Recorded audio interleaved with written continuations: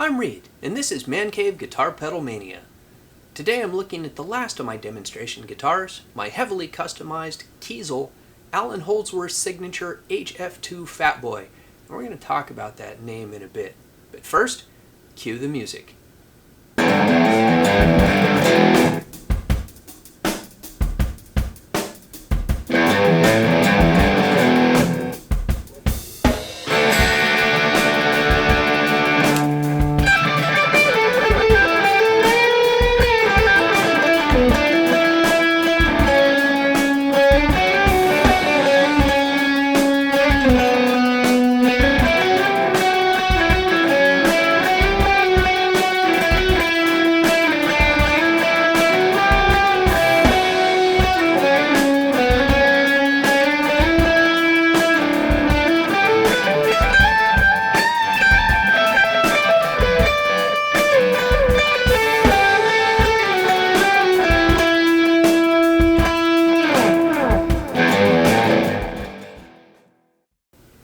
What can you say about Allan Holdsworth that hasn't been said?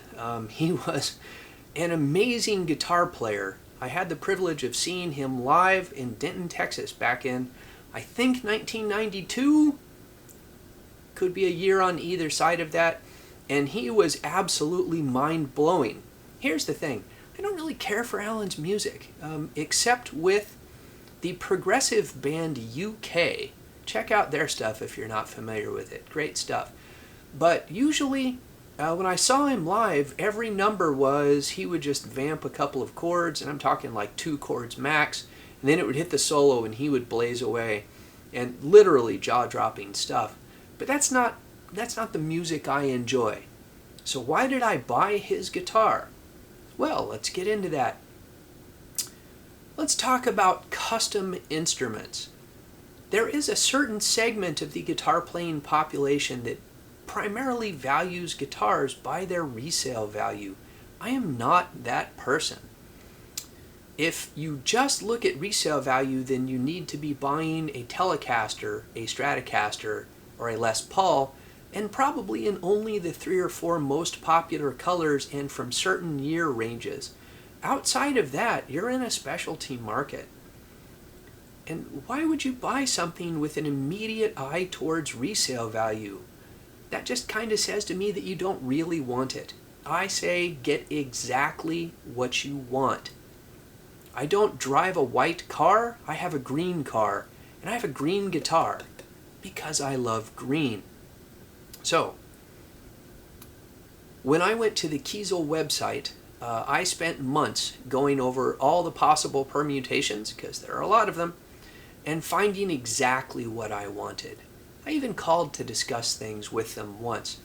And let me say, overall, my experience with Kiesel was fantastic.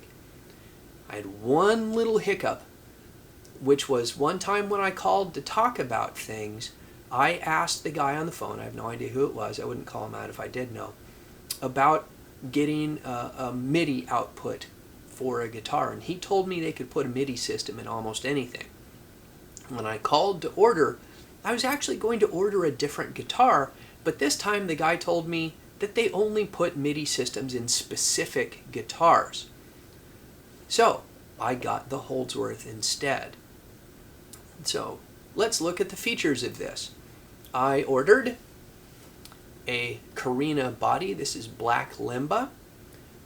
There's a lot of talk on the internet and YouTube about tone wood, and I have an opinion on that too, but I'm going to do a separate video on that. So black Limba body and neck. It's got a glued-in neck joint. It's got a flame maple top. The Fatboy is hollow. It's rigid in the middle where the bridge and pickups are, and then it's hollow all the way around, and it is light and amazingly resonant. Now, I had read that these guitars had a problem with neck dive, but I did not experience that, and it may be because I got this big electronics package. I'll go over that in a second. And I guess now let me address, Fatboy is a dumb name. I don't know who came up with that.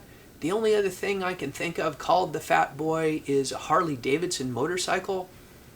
I don't associate Allan Holdsworth with motorcycles, so I don't know why they would use that name. But this guitar is no thicker than a Les Paul. And from the name, I thought maybe it was a big jazz box, and I didn't want that, so I did not look at this guitar immediately. Guys, marketing matters.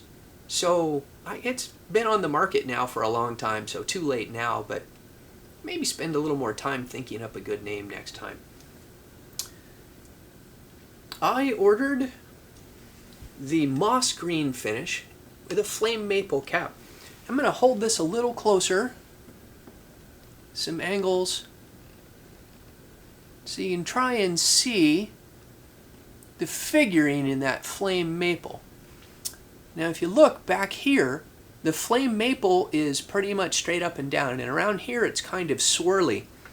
And because of that, it's not exactly straight up and down pinstripe. This isn't really like a master grade top. But you know what? I think this looks better. Wood should look organic. It's not meant to be perfect. That just makes it look plasticky when you add the polyurethane hard coat to the top of it.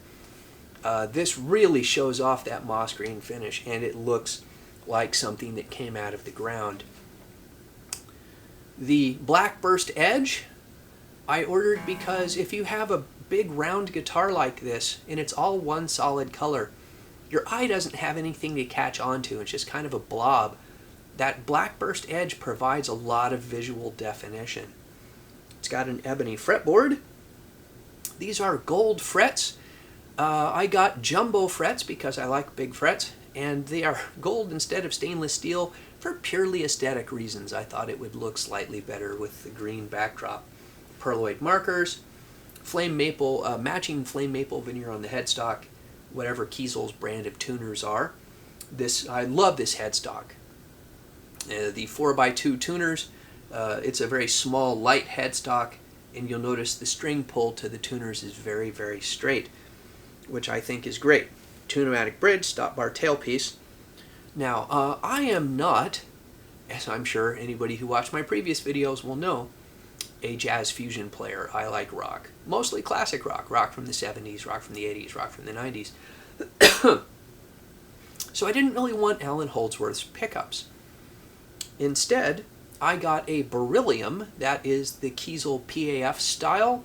It's got an Alnico 2 magnet at the bridge. And I got a Frank Gambale signature at the neck. Frank also, of course, a fusion player, but he talks in videos about how clear his neck pickup is, and I wanted a nice clear neck pickup. Pardon me, my throat is very dry today. Now, I ordered this with the full electronics package, and this is where I have to say Kiesel's information is a little sparse. They will sell you what they call acoustic saddles. They will sell you splitting pickups. They will sell you the MIDI system. What they don't just come out and say in easy to find information is that if you get the MIDI system, you get coil taps and the piezo output as part of that system. I mean, I think that's great. I wish they had said that up front. Also, they didn't ship any instructions with this guitar. If they just are laying in the case someplace and I didn't see them, then I apologize. But boy howdy, you'll notice the output, it has a 2 1/4-inch outputs and the MIDI output. And I was like, okay, which one's the piezo pickup? And then you just have to experiment. I would have thought that this front pickup, or front output jack, would have been the magnetic pickup, but it is not. This is the piezo pickup, and then the magnetic output, and then the MIDI. And a very strange thing about this MIDI output pin, I use a Boss GP10 processor. I'm going to do a different video on that. And I have 2 cables for it. One is the Roland cable that came with it, and one is a cheap Chinese cable I bought off Amazon to have a spare. The Roland Roland cable did not fit. It just didn't fit. I couldn't get it to stick in. The cheap Chinese knockoff cable fit no problem. If I had paid $400 for MIDI and couldn't insert the cable, I would have been furious. I still don't understand why that is. They look identical, but the one does not go in. And those pens are not durable, so I'm not going to try and force it. Wish I could figure out what was up there. Okay, so it looks phenomenal, at least to me, and that's what matters. How does it sound? Well, let's take a listen. This is a completely dry sound through the front of my Supro Statesman on the red channel, no reverb, no anything. That's it, Frank Gambale neck pickup.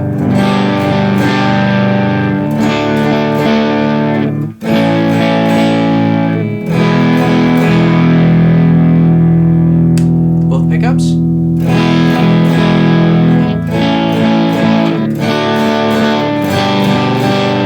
And the bridge.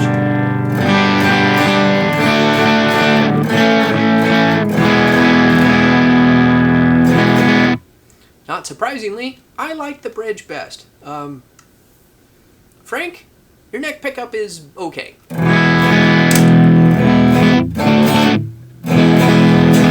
Maybe someday when I become the sweep picking fusion master, I'll do a better job with it.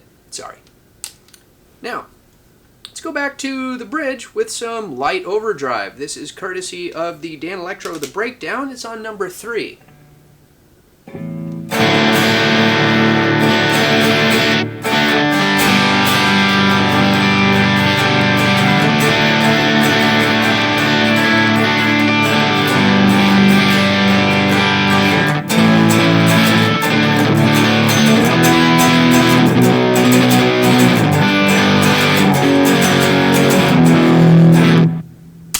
On the neck pickup. And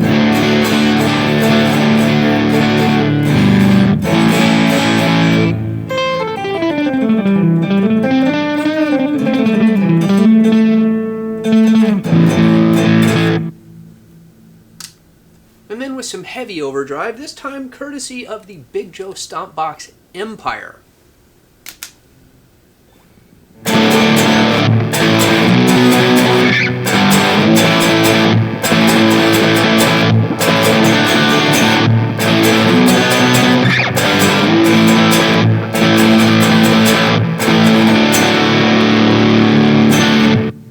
Also, I should say, I use a Boss RV500 for reverb on all of those settings except for the completely dry one.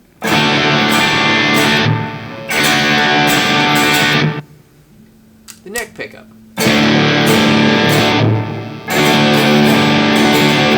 I can't really hear it, the articulation of it anymore.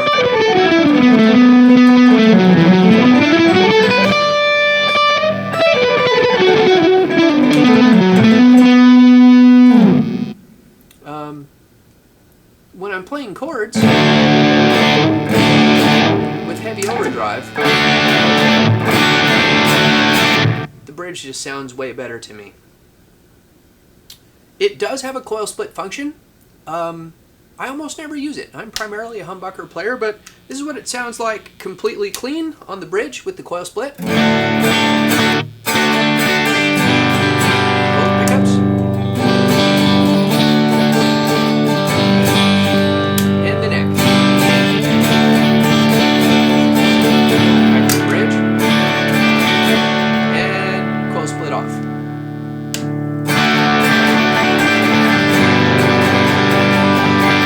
So I think it sounds great. It plays great. The fretwork is incredible. I did get the 14-inch radius fretboard instead of the Allan Holdsworth standard 20. I've never played a guitar with a 20-inch, which is to say almost completely flat radius before, and I didn't know if I could adapt to it. But I've played a lot of guitars that have the like Warmoth necks that are 10 to 16, so I knew I'd be able to adapt to it. And the 14 inches is pretty flat, but also pretty comfortable for chording. But you can do way high bends without fretting out, so very good for that. Now I'm going to pause for a second while I set it up to test the piezo output. I don't play with the piezo output very often. I'm just not an acoustic player. It does the job, I guess.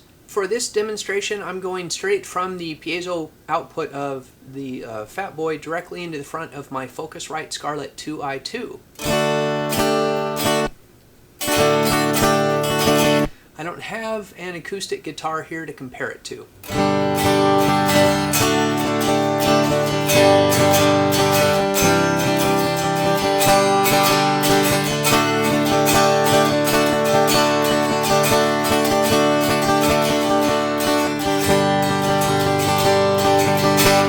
There are a number of products on the market which aim to warm up the sound of piezo pickups. I'm eyeing a Boss pedal for that, and if I actually acquire it, I'll do a demo of that in the future. In the meantime, I usually, if I need this, I just go straight out to a soundboard to provide an acoustic number. We rarely do acoustic songs. And it does have lots of tone options, so everything is on the middle detent right now.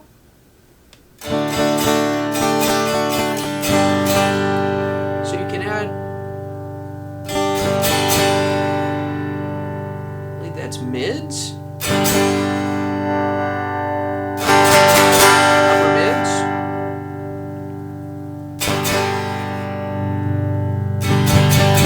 some bass,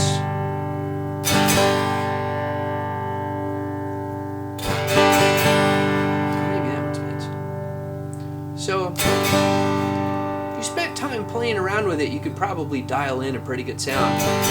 I said I rarely ever play acoustic, so that's just not much of a thing for me. Now, I am not going to demonstrate the MIDI output on this for this video. I will do a video on the GP10 on a future date. I will say that it has this great little switch here for patch changes, which is very, very handy. So, that was the piezo. Let's switch back to the magnetic output. So that concludes my brief overview of my Kiesel Allan Holdsworth Signature HF2 Fatboy. Stupid name, fabulous guitar. I have no complaints at all about Kiesel. Had a fantastic transaction with them.